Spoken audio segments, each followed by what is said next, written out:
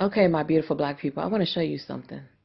This is how the lawyers are getting these white people off on charges after they kill us, okay? This is from the Supreme Court of the United States. And basically, this is from the Dred Scott case versus John F.A. Sanford. And if you take a look down here, it tells you that this is how they're getting white people off for killing us. Persons of African descent cannot be, nor were ever intended to be, citizens of the United States. This is in the Constitution.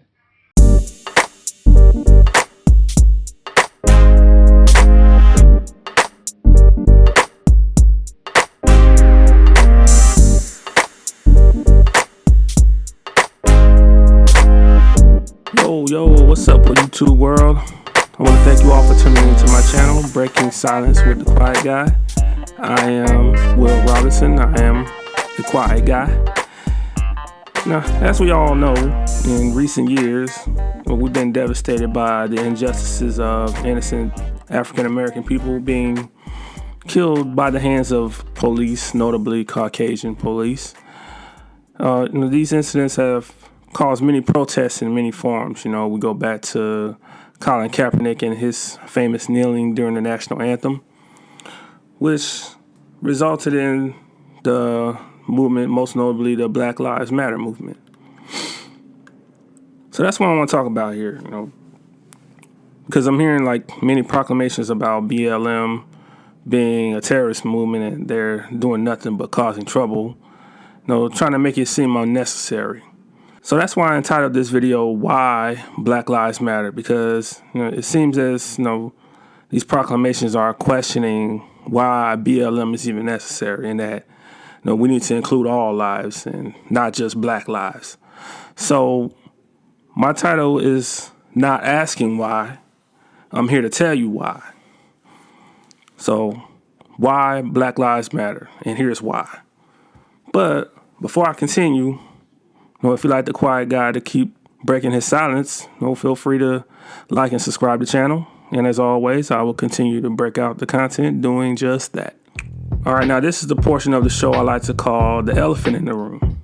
That controversial issue or that obvious problem. So the big monumental problem here is that the modern day racism is clearly existent. It is happening in broad day, and that it's been going on since slavery. You can't really sweep it under the rug anymore. Because government legislation is now becoming more and more diverse. So it's pretty obvious now. And racial injustice has evolved over the years, rooted by the Constitution, and has become easy to figure ever since the slaves learned how to read.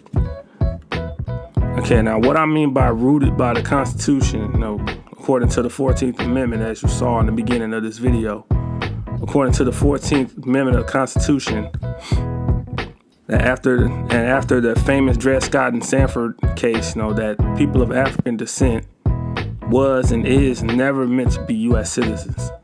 So that's why things are happening the way they are today. Why non-white people are being treated the way they are. Civil rights has been an ongoing controversy for as long as we can all remember. I think back to the early 90s, where there has been many warnings about police brutality, and a lot of it has come through music. So this makes me remember a song by Tupac off his 1991 album called Tupacalypse Now. The song is called Words of Wisdom. And you can clearly listen to the facts that he's been stating in the beginning of the song, where he uses the N-word as an acronym, NIGGA, a never ignorant getting goals accomplished. So with that said, I'll get into my view here. It's easy to talk about the unjust incidents that's been happening, these recent years, and I'm one who don't really like to deal with the stir-ups and the unfair systematic conspiracies, and the stress that comes along with it. So I want to flip it into a more light-shining analysis. So I want to recognize here some remarkable accomplishments, achieved by some young black folks in America, stuff that don't really get talked about anymore. Which will probably, this stuff will probably go ignored continuously, no matter how compelling or important or life-changing it can be. So, we get enough negativity shoved in our faces. So I want to talk about the good stuff. A 10-year-old boy from Nigeria, he and his family migrated to the U.S., and he becomes a U.S. chess champion. 2 years ago, at just 8 years old, he won a New York State chess championship while living in a homeless shelter. Now today, at 10 years old, he's a master champion. Okay, he overcame some great odds, because living in a homeless shelter, that stuff can do some great mental damage. Okay, a 12-year-old girl from Arizona is getting ready to start college at Arizona State with the hopes of becoming NASA's youngest engineer. Okay, this HBCU grad went from employee to franchise owner at a Chick-Fil-A. At just 26 years old, she is now the youngest to own a franchise and the first to open a restaurant in Los Angeles. Okay, this couple from California helps black-owned brands get their products into grocery stores. All right, their company is a food and beverage broker with product representation over 15,000 stores across the country, including Albertsons, Safeway, Ralph's Food Line, Whole Foods, Stater Brothers, Kroger, and more. A black woman from Alabama becomes the first doctor to cure cancer in mice using nanoparticles. These little black cuties are certified geniuses. They have the highest IQ ever recorded in the world, according to Face2Face Africa. An all-black girl chess team from Detroit won first place in the national championship, but their story never made the mainstream media. Okay, a black entrepreneur from Alabama launches an app to change the perception of African Americans. The app is called Empower News, a news app built by black engineers for a black-owned nonprofit featuring only black news publishers. He releases a deep quote here I'd like to share here. To control our perception in the media, we as a people must support black publishers.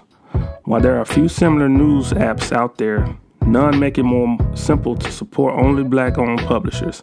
Until we can own media, we cannot control our perception by the media. Okay, this black teen from Mississippi makes $18,000 in 3 days teaching adults how to invest in the stock market.